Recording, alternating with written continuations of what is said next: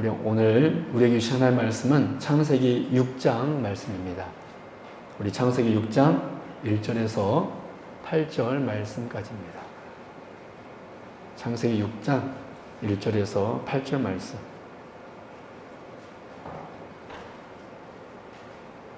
창세기 6장 1절에서 8절 말씀.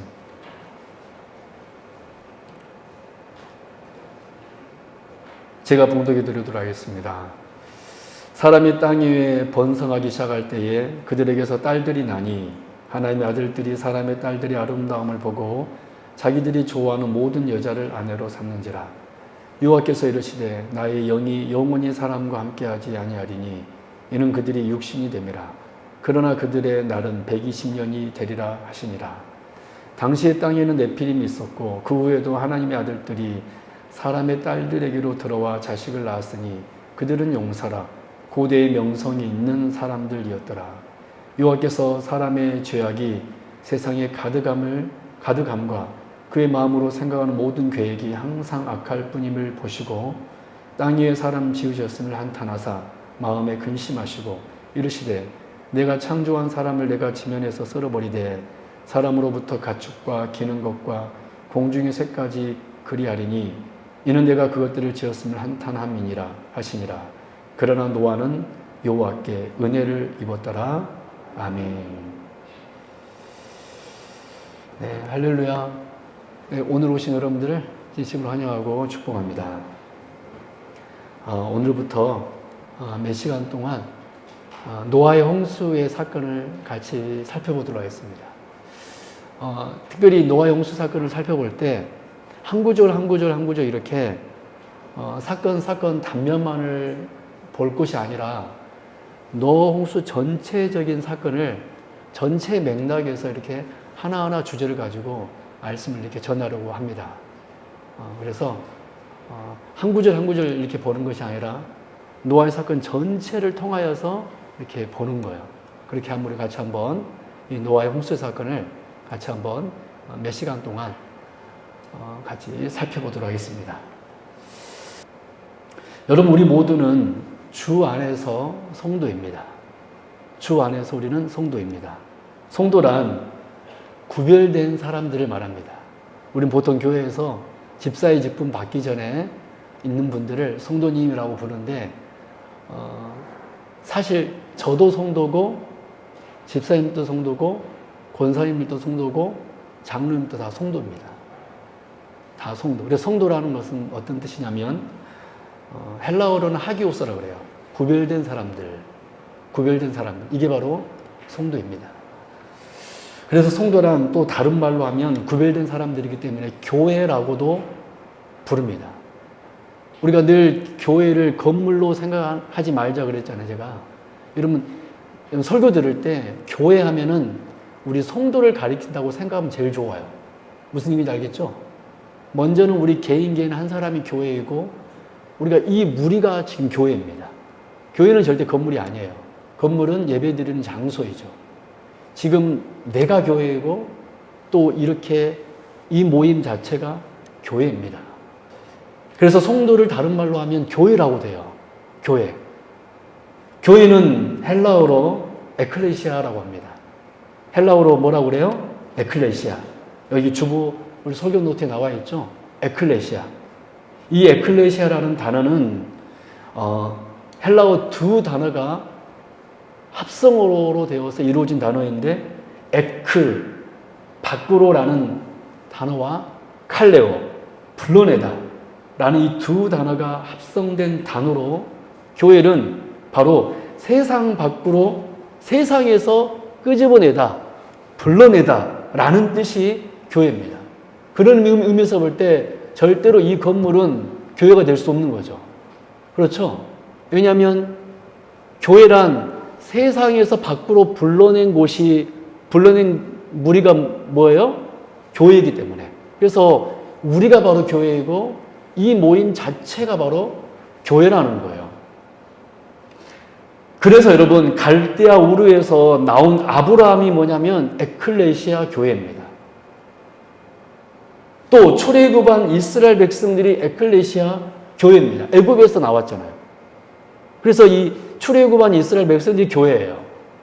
그리고 출 바벨론, 남유다 백성들이 그 페르시아에서 바벨론에서 다시 가나안으로 온 것이 바로 에클레시아 교회입니다.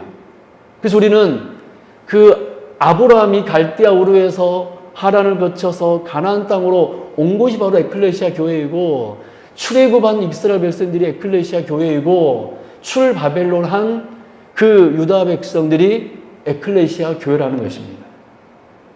그리고 또한 오늘 이렇게 세상 속에서 살다가 예배드리기 위하여 주님께 모인 여러분들이 에클레시아 교회라는 사실입니다. 할렐루야.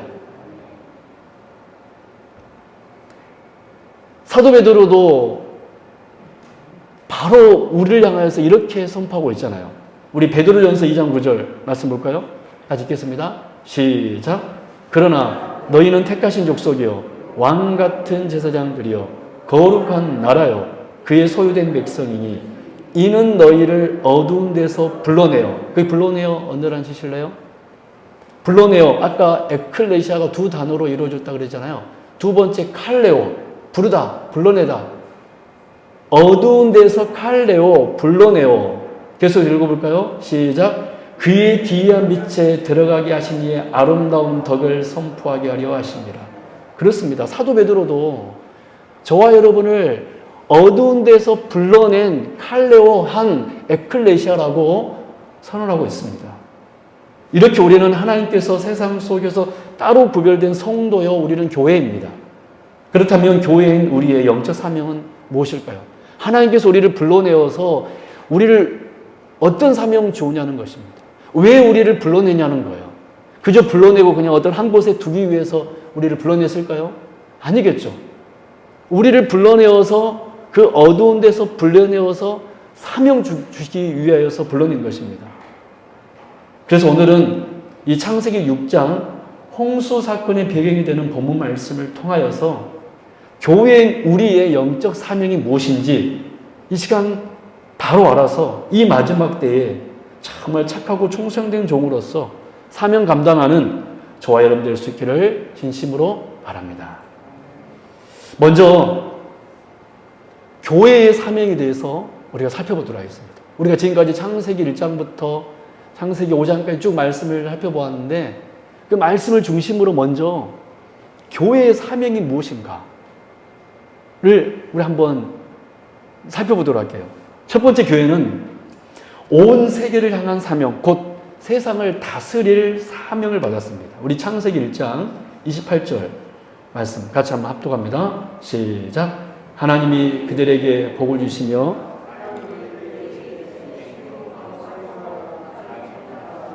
땅을 정복하라. 바다의 물고기와 하늘의 새와 땅에 움직이는 모든 생물을 다스리라 하시니라. 아멘. 여러분, 이 말씀은 하나님께서 사람에게 내리신 첫 번째 사명이었습니다. 그러나 이 말씀 여러분, 교회를 포함한 온 인류를 향한 사명이었습니다. 즉 온 인류는 세계를 하나님의 뜻 안에서 번성케 하고 또 이 온 만물을, 자연 만물을 다스려야 되는 사명을 받았습니다. 이런 의미에서 볼 때 교회가 하나님의 뜻 안에서 부흥하는 것은 당연한 일이에요. 저는 그래서 우리 세운교회가 올 한 해도 하나님의 뜻 안에서 부흥하고 세상을 다스리는 교회가 되기를 바랍니다. 세상을 다스리는 교회. 세상에서 매몰되어 가지고 세상인지 교회인지 정말 구분이 안 되는 교회가 아니라 정말 저곳이 빛이구나, 그런 교회가 되기를 바랍니다. 그런데 이 창세기 1장 28절의 사명을 온 세상에게 하나님께서는 온 인류에게 이 사명 감당하라고 줬는데 여러분, 그 인류는 이 사명을 감당하고 있습니까? 오히려 자연 만물을 다스리는 것이 아니라 예수 안 믿는 사람들은 자연 만물을 숭배하고 있습니다. 그렇지 않나요? 하나님께서 분명히 이 자연을 다스려라 그랬는데 여러분, 다큐멘터리 봐봐요. 야, 저 경이로운 자연 앞에 사람은 아무것도 아니다. 여러분, 그런 멘트 많이 들어보셨죠? 여러분, 그게 얼마나 비성경적인 단어인지 아세요? 그 멘트인지 아세요? 하나님은 절대로 그렇게 말씀하지 않았어요. 우리를 여러분, 그냥 나도 모르게, 야, 저 위대한 자연, 이렇게 이야기하는데, 하나님 만든 자연은 놀랍죠. 그러나 여러분, 우리가 더 놀라운 줄로 믿습니다. 믿으세요? 하나님은 그 자연 만물보다 더 누구를 귀하게 여기냐면 우리를 귀하게 여겨요. 그래서 여러분, 근데 이 시대 사람들은 그 자연을 다스리는 것이 아니라 오히려 자연을 숭배합니다. 나무를 숭배하고 동물을 숭배하고 돌을 숭배하고 온 인류가 이 첫 번째 사명을 망각해 버리고 있는 거예요. 여러분, 하나님께서 우리 교회에게, 우리에게 첫 번째 사명을 주었는데 다스리라 그랬습니다. 번성하고 다스려라. 그런 역사가 우리 교회 안에 올 한 해 있기를 바랍니다. 그러한 역사가 여러분의 삶 속에, 저는 우리 성도님들의 사업장과 기업이 번성하고 번창하기를 바랍니다. 할렐루야. 왜냐하면 그것이 하나님의 뜻이거든요. 세상을 여러분 다스리십시오. 직장에서 여러분들 당연히 내 직장 상사가 있으면 존경하고 또 그 말씀에 순종해야 됩니다. 그런가 동시에 우리는 당당하게 또 사역할 수 있어야 돼요. 그런 우리가 되기를 바랍니다. 교회는 두 번째 어떤 사명이 주어졌냐면 제사장적인 사명을 주었어요. 제사장적인 사명, 곧 예배와 성전 수호의 사명을 받았습니다. 우리 창세기 2장 15절 같이 읽겠습니다. 시작. 여호와 하나님이 그 사람을 이끌어 에덴 동산에 두어 그것을 경작하며 지키게 하시고. 여러분, 특별히 이 말씀에, 우리가 사실 이 말씀 이미 살펴보았는데, 이 말씀에서 경작하며, 이 아바드라는 단어는 경작하며라는 뜻도 있지만 섬기게 하다, 섬기게 하다라는 뜻이 있습니다. 그래서 이 아바드라는 이 단어는 성경에서 보통 제사장들의 성정 직무에 사용되는 단어가 이 아바드라는 단어였습니다. 그러므로 하나님께서 아담에게 성전 에덴을 경작하라고 하신 것은 단순히 에덴을 가꾸라는 의미가 아니라 성전 에덴의 제사장으로서 하나님에 대한 예배의 직무를 아담에게 주셨다는 걸 알 수 있어요. 그래서 여러분, 교회는 어떤 사명을 받았냐면 예배의 사명을 받았습니다. 무슨 사명을 받았어요? 예배의 사명. 제가 참 놀라운 게 뭐냐면, 제가 올해 우리 표의 두 번째가 예배를 사모하라 이렇게 여러분 같이 말씀을 나누었잖아요. 근데 여러분 알다시피 저는 말씀을 제가 막 어떤 본문을 골라서 정하지 않잖아요. 그냥 쭉 그냥 강의 설교하잖아요. 근데 이상하게 참 이 교회 올해 초창기 때 하나님께서 예배에 대해서 굉장히 강조하고 계시다는 걸 제가 느껴요. 여러분 그렇지 않나요? 그러죠? 그럼 제가 일부러 막 예배에 대해서 설교해야 되겠다 이렇게 작정한 것이 아니라 창세기 본문 보면 또 예배에 대해서 하나님께서 선포하고 있고 또 복음서 말씀 보면 또 복음서를 통해서 선포하고 계시더라고요. 저는 그래서 참 하나님께서 성령 하나님께서 역사하심을 저는 믿습니다. 할렐루야. 그 성령 하나님께서 우리에게 원하신 것이 이 시대 우리에게 교회에 원하는 것은 바로 예배구나라는 것을 제가 또한 느껴요. 여러분 하나님께서 아담에게 준 제사장적인 사명이 무엇이었냐면 바로 경작하라, 예배의 직무를 맡겼다라는 거예요. 성전 에덴에서. 그리고 여러분 또 오늘 창세기 2장 15절 말씀 보면 지키게 하시고라고 하는 말씀이 있습니다. 히브리어 샤마르라는 단어입니다. 샤마르. 이 단어는 제사장의 또 다른 직무로서 하나님의 거룩이 침해되지 않도록 하기 위하여서 거룩한 곳을 모든 거룩하지 않는 곳으로부터 지키는 직무가 이 제사장에게 있었습니다. 제사장들은 단지 예배의 직무만이 아니라 거룩한 성막과 거룩한 성전을 지키는 사명을 이 제사장들이 받았다라는 거예요. 그래서 함부로 여러분 성막과 성전 안에 들어갈 수 없었습니다. 정리하자면 아담은 에덴에서 제사장적 사명인 바로 예배와 성전 수호의 사명을 아담은 받았습니다. 그렇습니다. 우리는 첫째 사명, 즉 세계를 다스리고 개발할 사명을 우리는 받았습니다. 그러나 교회는 둘째 사명인 하나님께 예배하고 하나님의 계신 성전을 세상으로부터 수호해야 할 사명을 우리가 받았다라는 거예요. 그런데 우리는 여기에서 사명도 우선순위가 있다는 것을 알아야 됩니다. 무슨 말인가 하면, 물론 우리가 첫째 사명, 온 세상을 다스리고 개간해야 되는 우리가 사명을 받았지만, 이 일도 너무나 중요하지만, 즉 우리가 직장생활하는 거 너무 중요한 일입니다. 할렐루야. 우리가 사업장 경영하는 거 굉장히 중요한 일입니다. 그래서 칼빈은 모두 다 성직이다 그랬어요.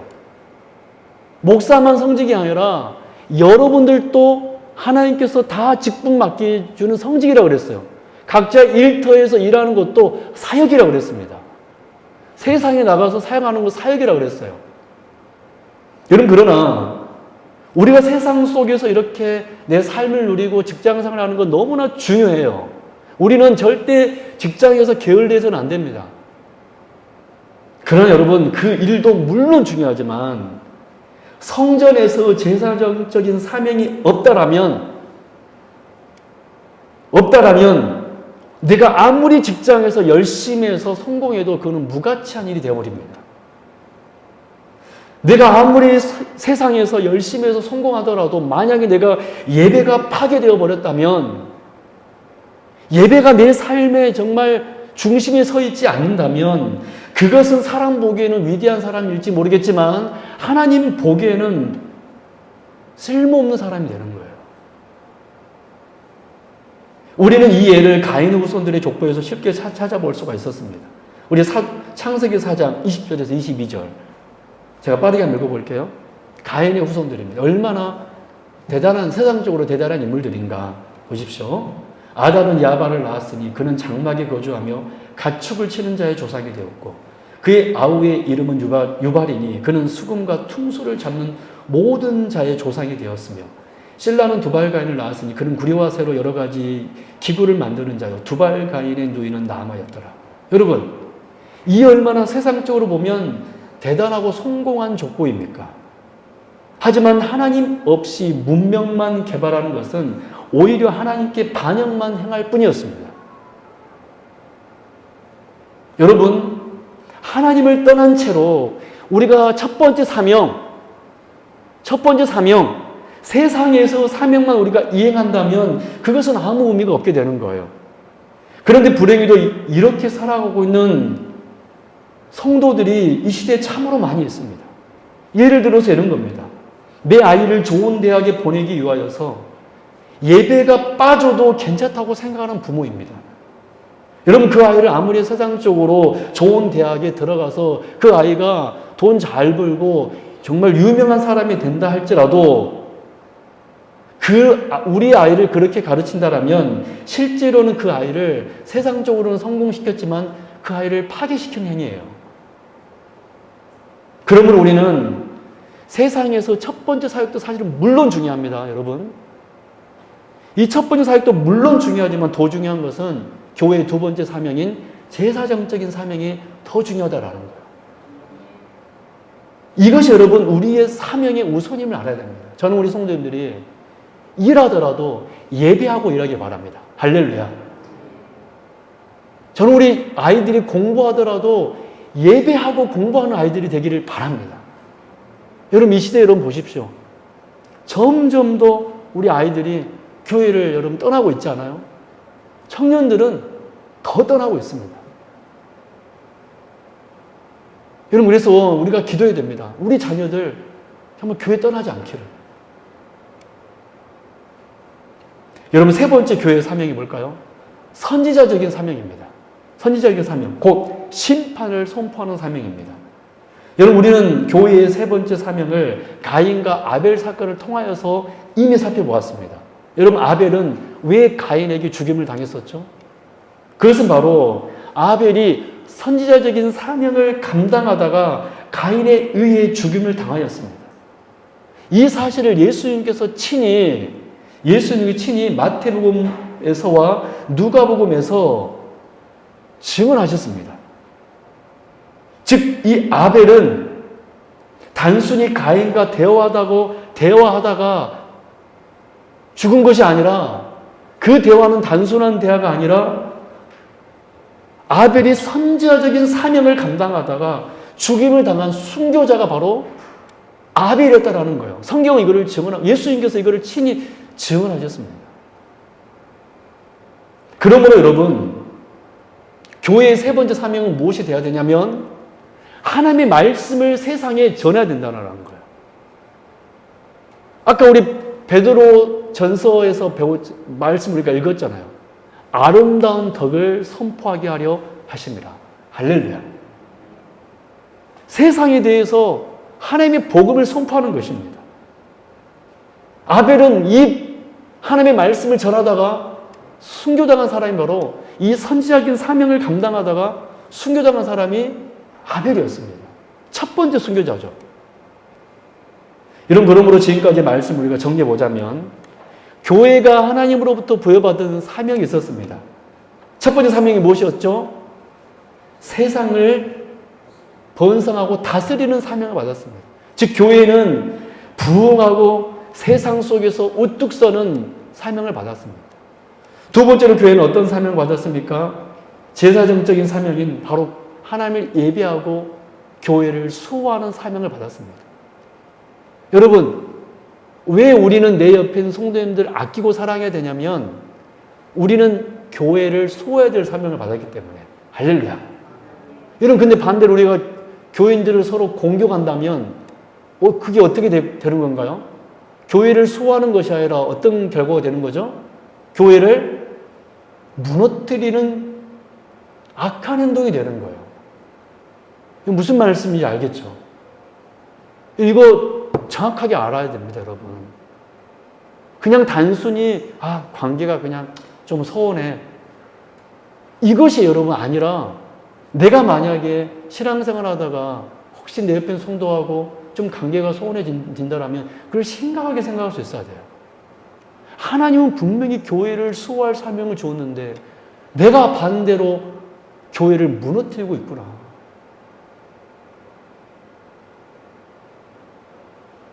이런 무슨 얘기인지 알겠죠? 이게 바로 교회의 두 번째 사명이에요. 우리의 두 번째 사명입니다. 교회의 세 번째 사명이 무엇이었습니까? 선지자의 사명. 하나님의 말씀을 선포하는 것입니다. 이것이 바로 교회의 사명입니다. 여러분, 올 한 해 우리 세움교회가 이 사명 감당할 수 있기를 바랍니다. 이 세 가지 사명. 그래서 우리 교회뿐만 아니라 여러분 자신들도 내가 교회임을 아시고 또 여러분의 가정도 여러분의 가정이 교회임을 아시고 이 세 가지 사명이 우리에게 주어졌다는 여러분 아시고 하나님 앞에 기도할 때 주여 이 세 가지 사명을 감당케 하여 주옵소서라고 기도하십시오. 그렇다면 과연 이제 이 노아 시대의 교회는 이 사명을 감당했을까요? 그리고 오늘 이 시대의 교회는 이 사명을 감당하고 있을까요? 두 번째 제목 한번 같이 한번 읽어볼까요? 시작. 사명을 잃어버린 교회. 그렇습니다. 결론부터 말씀드리자면 노아 시대의 교회는 이 세 가지 사명을 잃어버렸습니다. 즉 하나님께서 당시 세상을 물로 심판할 수밖에 없었던 세 가지 이유가 있었는데 교회는 바로 이 노아 시대의 교회는 이 세 가지 사명을 감당하지 못했기 때문에 하나님으로부터 심판을 받은 거예요. 여러분 1절 2절 말씀 같이 한번 읽어보도록 하겠습니다. 시작. 사람이 땅 위에 번성하기 시작할 때에 그들에게서 딸들이 나니 하나님의 아들들이 사람의 딸들의 아름다움을 보고 자기들이 좋아하는 모든 여자를 아내로 삼는지라. 여러분 우리는 이 창세기 6장에 접어들자마자 하나님의 아들들이 사람의 딸들과 혼인했다라는 이야기를 듣게 됩니다. 여러분 이것은 단순히 제가 이 말씀을 자주 말씀드렸으니까 여러분들이 무슨 내용인지 잘 알 거예요. 여러분 이 말씀은 단순히 혼인에 대한 이야기가 아닙니다. 이 이야기는 하나님의 아들들인 교회가 사명을 잃어버린 이야기입니다. 단순히 혼인 이야기가 아니라 하나님의 아들들인 교회가 사명을 잃어버린 이야기입니다. 여러분 하나님의 아들들이 교회가 하나님의 딸들과 혼인하자 일어나게 된 일들이 무엇이었습니까? 한마디로 육신이 되었고 거인이 되어버렸습니다. 우리 3절 4절 같이 한번 읽습니다. 시작. 여호와께서 이르시되 나의 영이 영원히 사람과 함께하지 아니하리니 이는 그들이 육신이 되리라. 뭐가 되리라? 육신이 됩니다. 언제나 앉을까요? 육신이 되었습니다. 육신. 계속 되겠습니다. 시작. 그러나 그들의 날은 120년이 되리라 하시니라. 당시의 땅에는 네피림이 있었고, 거기 네피림이 뭔다는 뜻이실래요? 우리가 설립기념주일날 이 말씀을 좀 집중적으로 살펴봤죠. 거인이 되었고 있었고, 계속해서 볼까요? 시작. 그 후에도 하나님의 아들들이 사람의 딸들에게로 들어와 자식을 낳았으니 그들은 용사라. 그 용사라 뭔다는 뜻이실래요? 계속하겠습니다. 시작. 고대에 명성 있는 사람들이었더라. 여러분, 이 용사라는 게 무슨 말씀인지 아십니까? 좋은 말이 아니에요. 사람을 죽이는 자가 되었다는 의미입니다. 전통하는 자, 사람을 죽이는 자. 여러분, 하나님의 아들들은 하나님의 영, 즉 성령님을 따라 생각하고 판단하고 생활하고 활동해야 되는데, 이제 이 하나님의 아들들인 교회들도 세상의 딸들처럼 육체를 따라 살게 된 거예요. 실제로 육신이 된 하나님의 아들들의 여러분 상태를 보십시오. 11절 같이 읽겠습니다. 시작. 그때에 온 땅이 하나님 앞에 부패하여 포악함이 땅에 가득한지라. 그때의 온 땅이, 여러분, 이 온 땅은 사람의 딸들만이 의미하는 것이 아니겠죠. 하나님의 아들들도 포함한 것입니다. 온 땅이 하나님 앞에 부패하여 포악함이 땅에 가득한지라. 하나님의 사람들, 사람의 딸들 할 거 없이 부패하여 포악하게 된 것입니다. 교회가 사명을 잃어버리자 온 세상에 썩음과 포악함만 가득하게 된 것입니다. 그러자 결국 하나님의 선지자인 노아로부터 어떤 메시지를 들었습니까? 13절입니다. 하나님이 노아에게 이르시되 모든 혈육 있는 자의 포악함이 땅에 가득하므로, 여기서 모든은 사람의 딸들만 의미하는 것이 아닙니다. 하나님의 아들들도 포함하는 거예요. 모든 혈육 있는 자의 포악함이 땅에 가득하므로 그 끝날이 내 앞에 이르렀으니 내가 그들을 땅과 함께 멸하리라. 우리 사랑 여러분,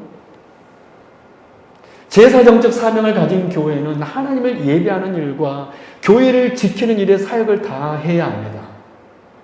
하나님을 향한 거룩을 지켜야 됩니다. 그런데 노아의 시대는 어땠습니까? 하나님을 바르게 예배하고 교회를 세상으로부터 여러분 순수하게 지켜내려고 했습니까?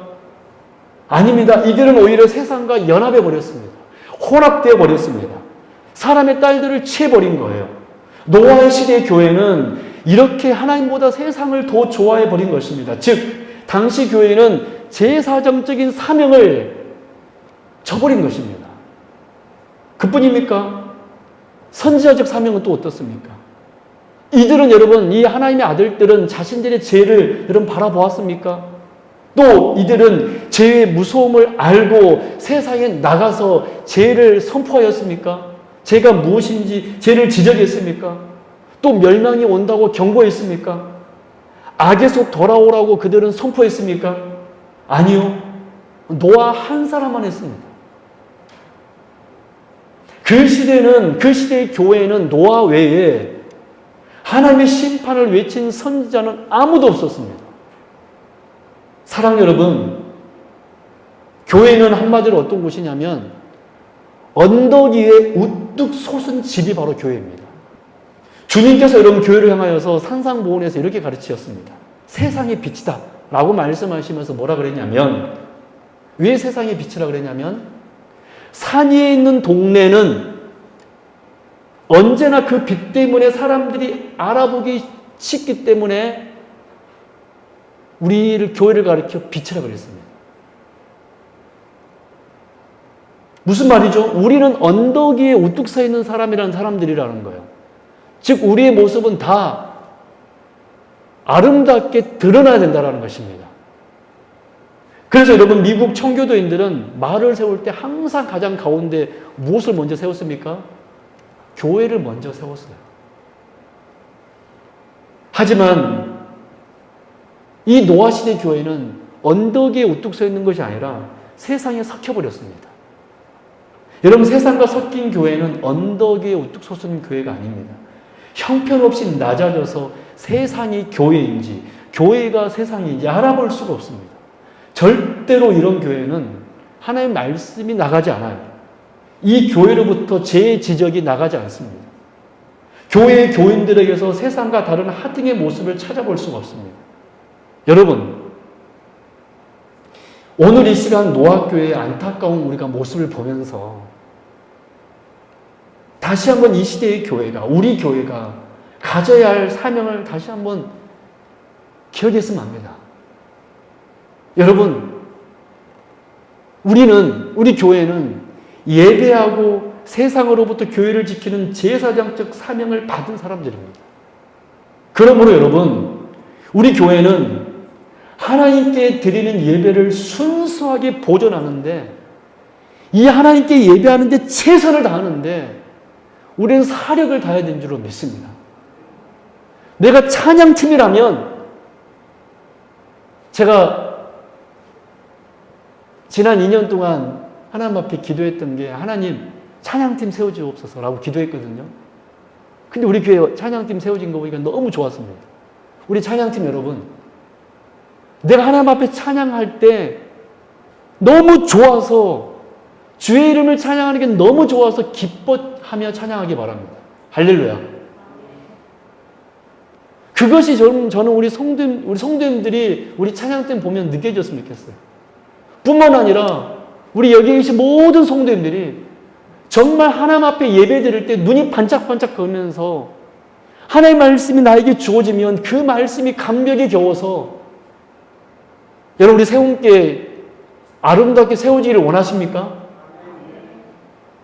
그럼 여러분, 절대로 여러분 우리가 어떤 행동을 해서 되는 게 아니에요, 여러분. 내가 밖에 나가서 뭐 한다고 되는 것이 아닙니다. 여러분, 우리 교회가 만약에 예배에 성공하잖아요. 이 사명 우리가 감당하잖아요. 이 예배를 하나님 앞에 온전히 올려드리잖아요. 그러면 우리 교회는 절대로 실패할 수가 없어요. 여러분, 우리 교회 성공하기 원하잖아요. 그렇지 않나요? 여러분, 우리 교회가 하나님 앞에 쓰임받기를 원하잖아요. 그렇지 않나요? 여러분, 그것이 저 혼자의 힘으로 가능하겠습니까? 우리 교회가 하나님 앞에 쓰임받고 그 사명 감당하기 위해서 이런 목사인 제 혼자, 여러분 그걸 가능하겠어요? 절대 되는 것이 아니죠. 저와 여러분이 예배 드리는데 정말 열심이고, 예배 드리기 너무 좋고, 예배가 나의 감격이 되고, 내 평생 소원 하나님의 이름을 높이는 것, 이것이 우리의 소원이 된다면, 내가 비록 세상에서 너무 힘들지만 교회에 나와서 하나님 이름을 부르는 것이 너무 즐거움이 된다면 우리는 망할 수가 없습니다. 저는 우리 세움교회가, 여러분 각자가 교회임을 알아, 이 제사적 사명 감당하는 우리 성도님들 되길 바랍니다. 여러분, 이 예배는요, 우리 하나님께서 친히 말씀하신 하늘로 뚫린 통로예요. 복은 예배를 통해서 주어집니다. 여러분, 이 예배를 성공하지 못하고, 이 예배에 의뢰받지 못하고, 내가 따로 가서 뭐 혼자 빡세게 기도한다고 여러분 복이 올 거라고 생각하면, 여러분 그거 착오예요. 기도보다 앞선 것은 뭐냐면 예배예요.